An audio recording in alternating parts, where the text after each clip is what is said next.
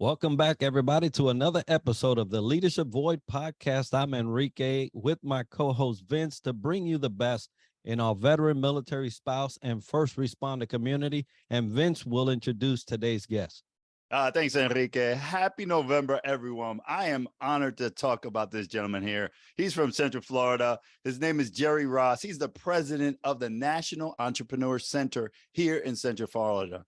It's called the NEC. Jerry, welcome to the show. Let's start off. Tell us a little bit about you. Well, first of all, thank you for having me and helping us get the word out about this great resource.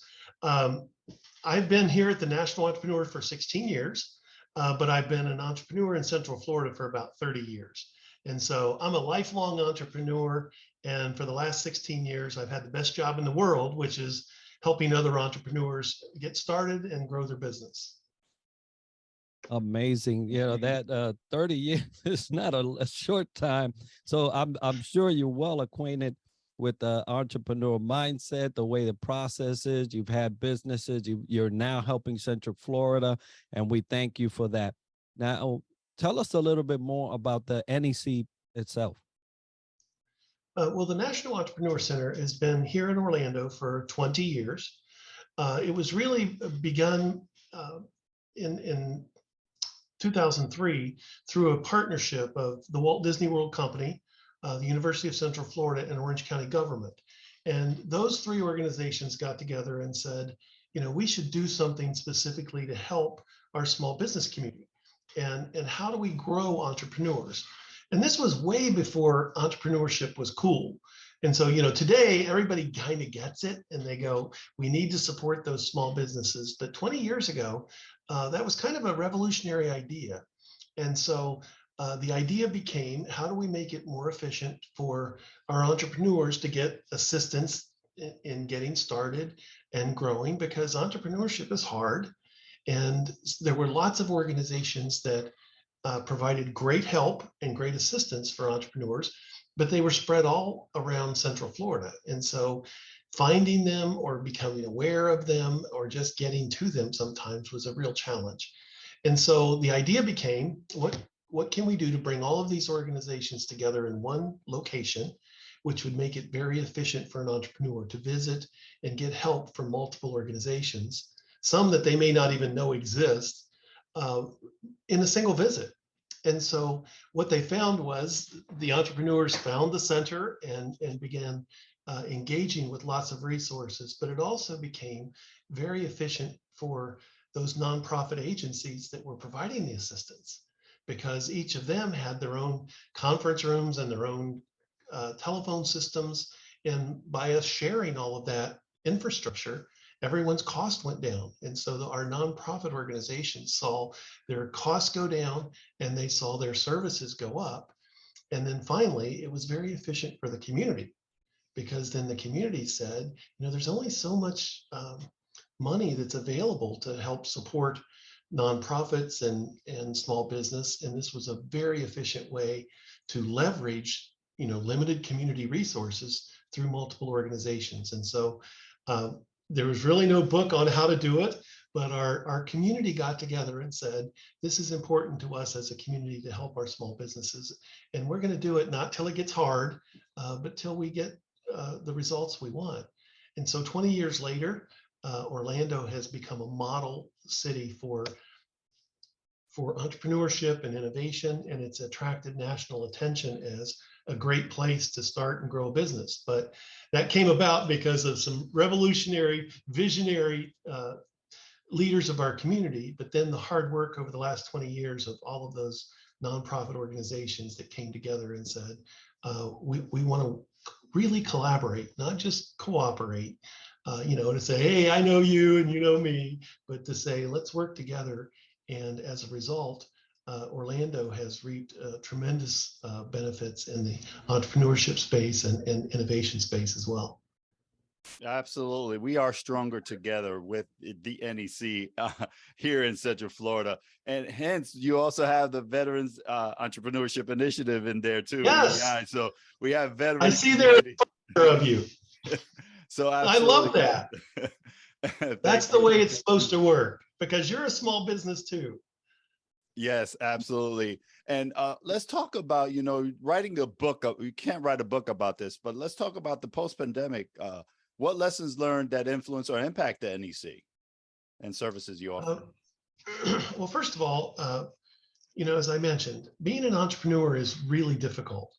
And so when you've got your life tied into a business and the success of that business, typically all of your finances are involved in that business, and then have it shut down.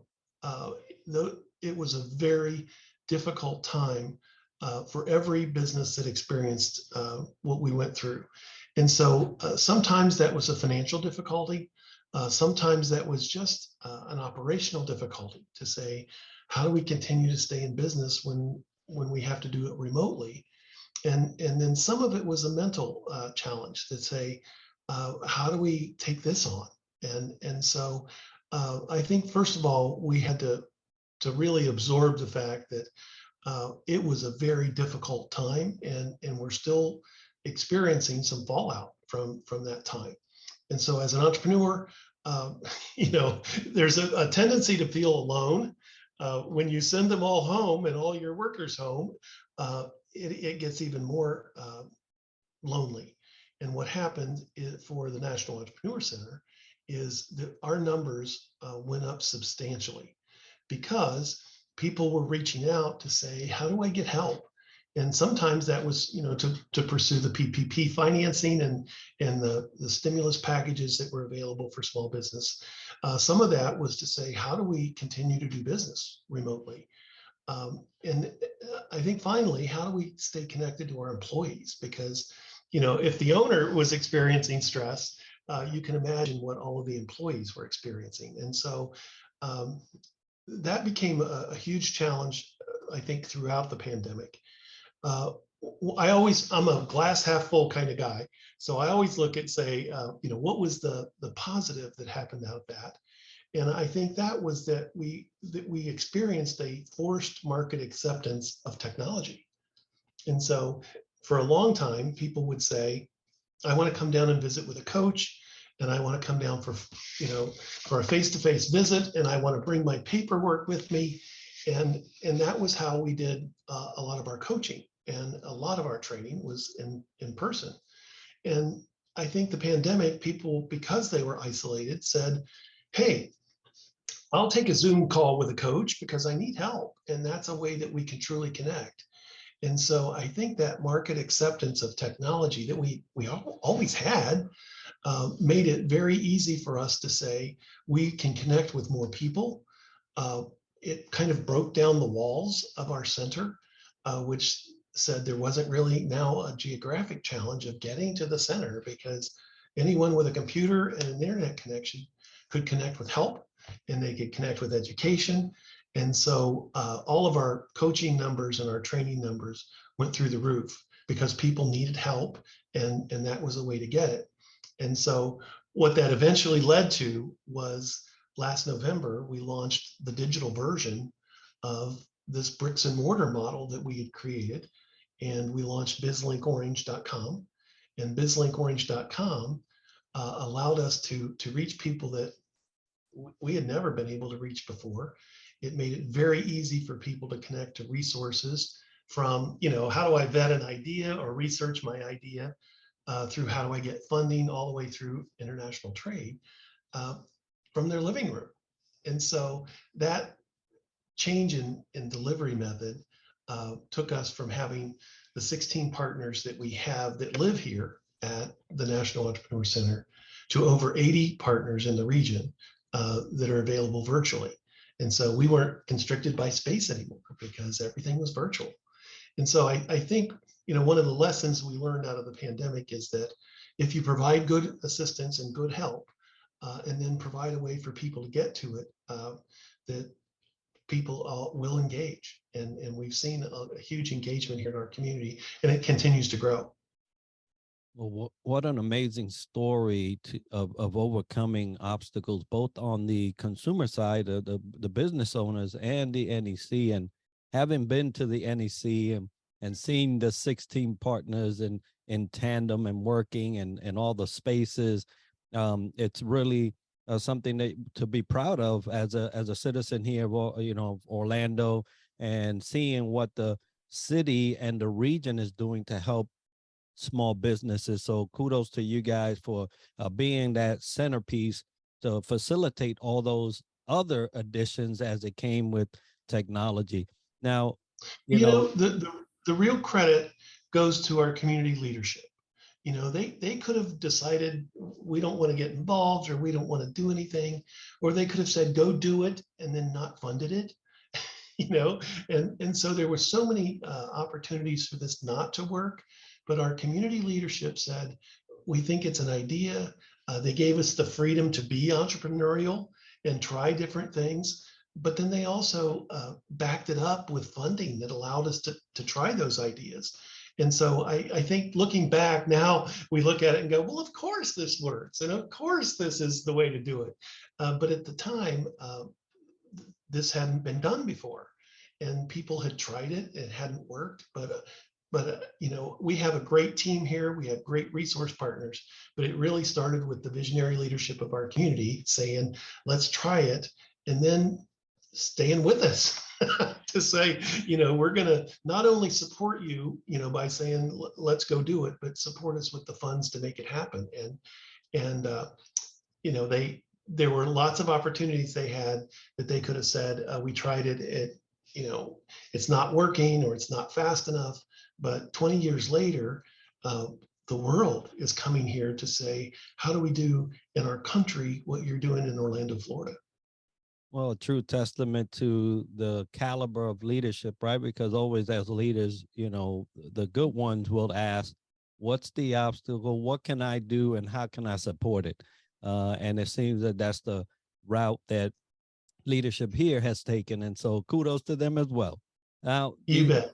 we have all the things that NEC is doing, and all the collaboration that's going on, but what's on the horizon for the NEC? Well, first of all, there's going to be a leadership transition as I am looking to move to my next challenge. And so I'll be leaving the NEC at the end of this year. And I've been here 16 years, and that's longer than I've been anywhere. But as a leader, you sometimes look around and say, you know, I accomplished what I came to do, and now it's time for new leadership, which brings new ideas and fresh ideas.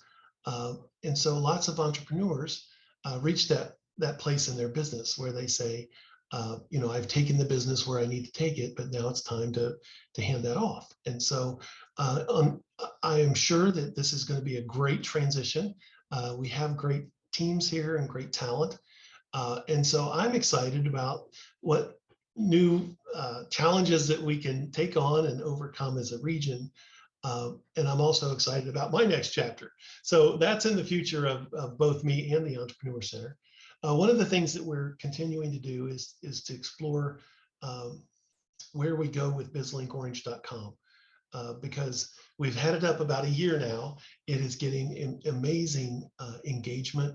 The content is really good, and we're just getting started with that. And so I think the sky's the limit with the digital reach that we have, not only outside of Central Florida, but outside the country now, that people are engaging, because the basics of small business are the same everywhere in the world. The things that change are the cultural pieces and the economy of those different countries. And so, but the basics are the same, and there's a thirst everywhere for entrepreneurship, because that's how you break the cycle of poverty, is to own things. And that's how you build generational wealth, is through ownership. And so I think there is an interest and a thirst out there for, how do I do this thing of entrepreneurship? But I also think that we haven't done a good job in the schools of identifying that as a career path. You know, I was always called an excessive talker in school, and I was like, no, I just had lots of ideas. And so being identified as an entrepreneur, and giving those entrepreneurs an opportunity and connection and the resources to pursue those ideas, I think is really important. And I think that's a thing that the National Entrepreneur Center has been able to do for a community that has interested other communities around the country and around the world. And so I think sometimes being in Orlando, we take it for granted because it's here and we can visit it and see it. But when I go and speak at business conventions and business summits around the country, they're in awe of what happens here in Orlando, Florida.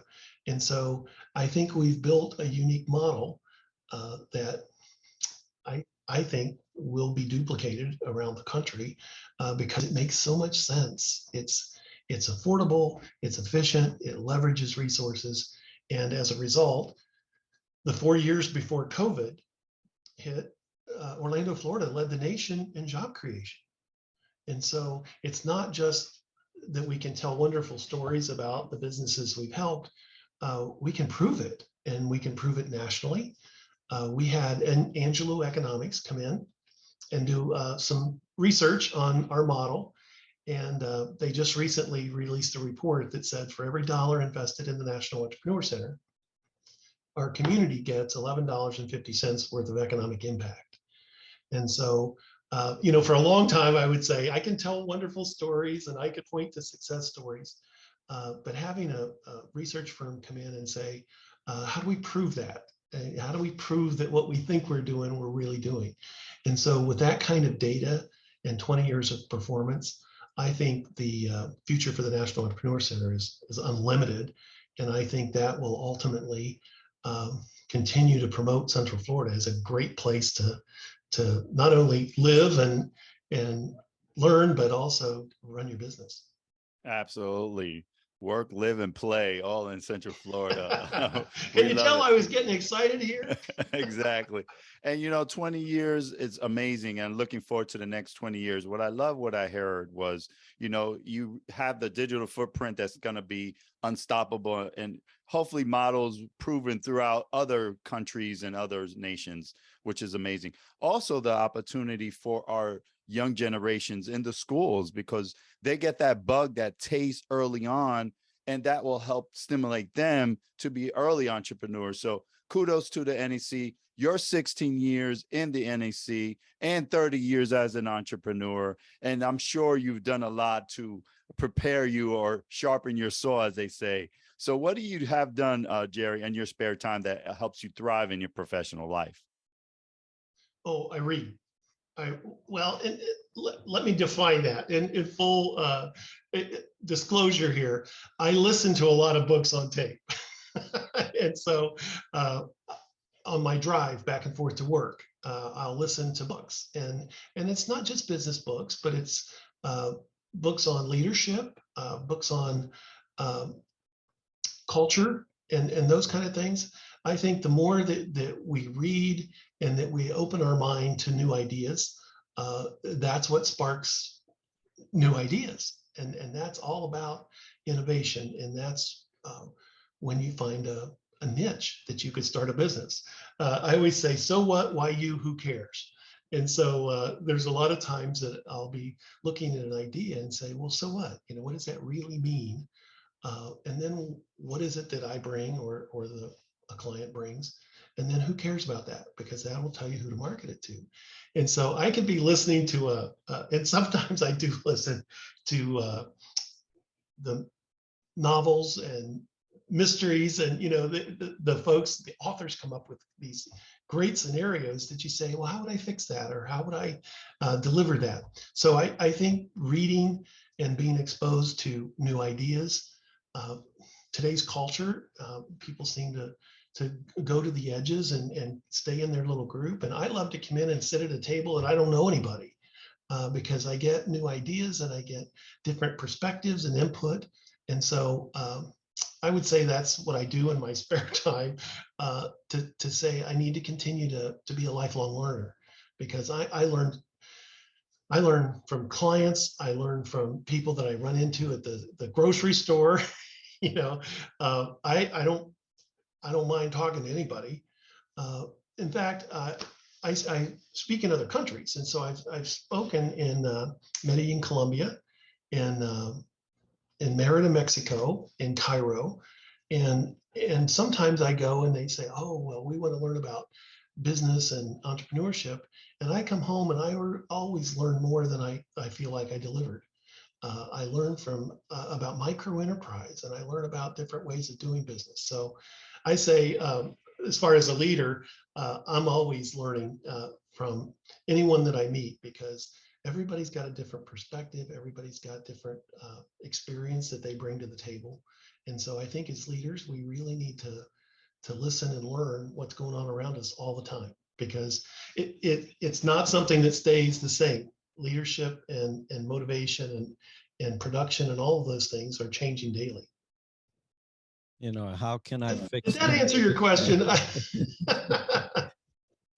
How I was about to say, how can I fix that is the true entrepreneur mindset, right? Everything you hear, how can I fix that? But leaders also think that way, in terms of their people, in terms of the processes of the company or organization, how can they fix that? As you have this 30-year backing of experience in entrepreneurs, building businesses, leading people, what advice did you receive that you would like to pass on to an emerging leader today? Wow, I had a lot of everything I know I learned from someone else, and I've been blessed to have some great role models and some great leaders. I think it starts with my mom and dad, who said, "Be truthful and honest in everything you do." And then you don't have to worry about what you said, or you don't have to look over your shoulder.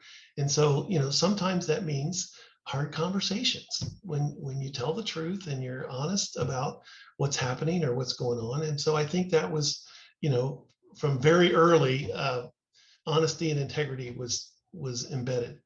One of my first jobs, when I was out of college, I was hired in the Bell system at Ohio Bell, part of the AT&T family.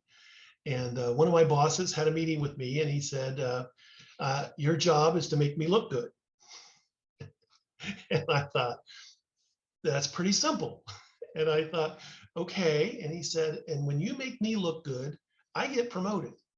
And when I get promoted, I take the team that made me look good with me. And so at the time, I scratched my head. This was, many, many years ago. But as I grew in different positions, and as I got more experience, I realized that it was my job to do my job in a way that was good and valuable to my boss, and that made me a valuable employee. And so that, being in that mode of I want to do everything I can to do my job the best way I can, always reflects on your boss. And that gave me a lot of opportunity, especially in the breakup of the Bell system, when they were looking for people, because they were facing a whole new challenge, and it was chaos. But in every chaos, there's opportunity for folks that perform. And so, that was really valuable life lesson there that I learned very early, that made me scratch my head. But as I got older, I realized that every leader wants to empower their people to do their jobs in a way that makes the leader's job easier to do more things and take on more, and that makes them stand out. So I think those were the two things that popped into my head that I've remembered for a long time. There's so many leadership lessons that I've learned from people along the way. There's really too many to mention, but those are two that popped in my head. Those are great advice there, Jerry. Thank you. And I hear a theme here. It says, don't live on the edges, but be comfortable with being uncomfortable. Be rumble in that uncomfortable zone is really where you can get a true entrepreneur, right?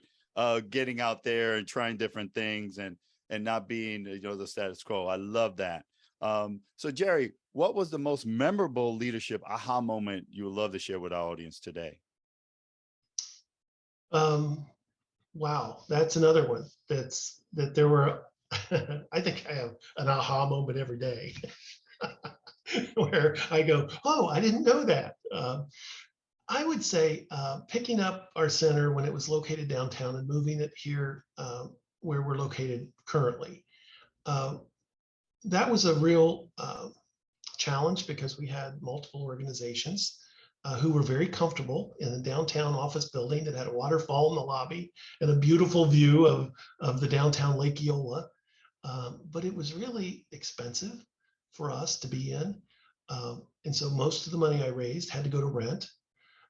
We had folks that didn't want to come downtown and find a place to park because it was difficult. We had other people that were uncomfortable coming into the building. Uh, Big office building, beautiful with all of the things that you would imagine in a beautiful office building. But they were like, that's not where I live. I'm a paving contractor or I'm a landscaping contractor. And so I'm not really comfortable in that environment. And so none of those things were our mission. And so the idea of picking up and moving to a place that people were more comfortable coming to a mall, it provided us with free parking in covered parking, which in Florida is really valuable, especially in the summertime. And so the leadership lesson was, I knew that was the right thing to do for the organization. I knew it made sense financially, but I couldn't order someone to do that. We had to lead through leadership, and we had to address some of those concerns that people had and study them and really say, we need to hear everyone and what their concerns are. And so that was a difficult time. And so people are led and things are managed. And so we couldn't manage the move. We had to provide leadership to say, we're going to hear you, we're going to address your concerns, but we also need to look out for the good of the community and the good of this organization. Now, 10 years after we've been here, they're like, I told Jerry you should have done that a long time ago. And that's okay, because sometimes people just don't know, and there's a fear of the unknown. And so I think sometimes leaders have to realize that, while they may have a vision and while they may have a plan, they need to hear the concerns and the input of others as they make that plan, because we would have been something less if some of those organizations hadn't joined us. And we wanted them all to be here because they all contribute in their special way. And so that was a very hard process to go through. I've got to admit, the week before we moved in, I was like, I hope to God this is what we're supposed to do, because there's a whole lot of people following based on my vision and my research. And so as a leader, sometimes it gets a little scary to be out in front of the parade, to look behind you to see if the band is still with you. And so I think that being able to take that on, one of my aha moments was, there's 150 opinions on everything that we're going to do. And while that's difficult, and while I used to have brown hair, it's also our strength is to get all of those perspectives, so that when we do accomplish that, we did it together, and we have the support of all of those organizations. And without the support of our resource partners, we would never be able to do what we do. And so we had to address their concerns and listen to their concerns and communicate back why we were doing what we were doing. And so I think sometimes people just need to hear the reason why and have time to think about it. You mentioned challenges and change and all that conversation there. I was just about to ask you, how do you strategize around that? Because you did mention some strategies there that are good for all leaders to emulate and to put on to there. But what other strategies do you employ when those times of change and challenge come? Connection, engagement, communication, all of that. Especially in difficult times or times of transition, over communicate. I use newsletters. I walk around. I engage everybody that I can in a day to really find out where they are and what they're doing and what their challenges are and what I can do to help. And so I think sometimes as a leader, we get busy and things pile up, and we kind of hunker down in our little foxhole to try to be productive and get things done. And yet, I think there's always time, and we need to make time to connect and communicate. And so the people that know the best sometimes on how to get things fixed are the people that are doing it. And so I think sometimes we get removed from what's happening and the day-to-day challenges. And so I really try to get around and communicate with everyone in the organization. And sometimes that's just in the morning saying hi, or standing at the coffee pot together. That it's really important to engage and not just say, hey, how you doing? I'm fine. How are you? You know, that becomes almost rote. But it's really saying, I want to make time to know who these people are and what they're doing and what their challenges are, and share with them mine, you know, and to say, hey, I'm working on this thing. You got any ideas? And so I think when you have that kind of communication, it becomes us rather than me and you. Absolutely. You know, Jerry, you gave some great advice, great strategies. I'm going to change and add more to the NEC, that acronym. I'm going to say it's the three things you just mentioned about networking, engaging, and communicating, right? So Yes, another yes, one, another spin. exactly. Another Exactly. You know, one of the aha moments for leadership for me was when we went remote during the pandemic, and my staff was remote, and our coaches were remote, and we would do Zoom calls and we would do staff meetings on Zoom. And one day I just decided I was going to pick up the phone and call people. And it was just a different way of communicating, but I could really hear the voice of who I was talking to. And they were like, you know, okay, Jerry's calling. So what's he going to give me to do? And, you know, what's the problem now? And I was just calling to say, I'm not calling to give you anything to do. I'm just calling to see how you are. And I think that different methods of communication connected. And so I think finding the way of communicating with each of your folks in the way that they prefer. You know, sometimes we prefer email because we can, you know, zip it off and it's gone and done, and now it's on their plate. And did you get the email? But I think sometimes walking down the hallway and popping in someone's office, or picking up the phone and saying, let's talk, writing them a note to say, hey, you're doing a good job and I appreciate it. I think all of those ways are ways of truly engaging and communicating on a level that's not just at the surface of, how you doing? I'm fine. How are you? Beautiful day, isn't it? Absolutely. And speak of connecting and how to contact one another, Jerry, our audience would love to know how to contact you or the National Entrepreneur Center, NEC. The easiest way to connect to the National Entrepreneur Center is by visiting our website at nationalec.org, which is National EC for Entrepreneur Center.org, or BizLink Orange, which is bizlinkorange.com. That's our online resource to connect you to any resource. Or they can pick up the phone and call us at 407-420-4848. They can come on out to the mall and walk around, and we'll connect them. So there's lots of ways to get connected. And this is a gift from our community to our entrepreneurship community. And so I don't think people have gifts from last Christmas they didn't open. And so this is a gift to the community. Please connect with us and engage, because there's lots of resources here, and we have one mission, and that's to help you grow your business. We'll definitely have that information as part of the show notes and the video, so that you can get a hold of the NEC and all the wonderful things that they are doing. Both Vince and I have visited there, have been there many times during our entrepreneurial journey, and it is a wonderful, wonderful structured facility and environment. So thank you for all that you've done there.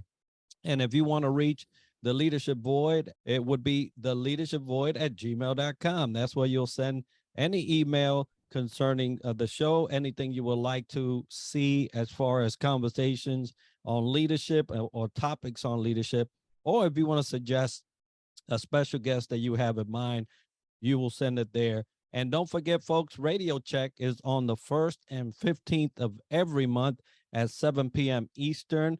We host that on LinkedIn Live, and we would love to see you there.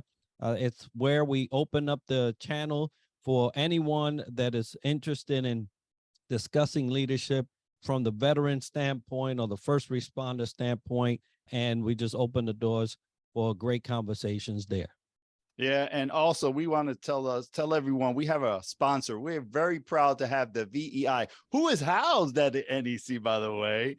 The Veterans Entrepreneurship Initiatives are our sponsor. Thank you for being our sponsor. Next week we have a very special guest celebrating the Marine's birthday. Stay tuned for that. But it is all today about this wonderful gentleman who gives a gift to the world, and it's Jerry Ross. Thank you for being here, sir. Hopefully your hat hanging will be great, and we look forward to seeing you at the next journey that you have. But thank you for being on the Leadership Void. Thank you so much for what you're doing, and thank you for helping us get the word out.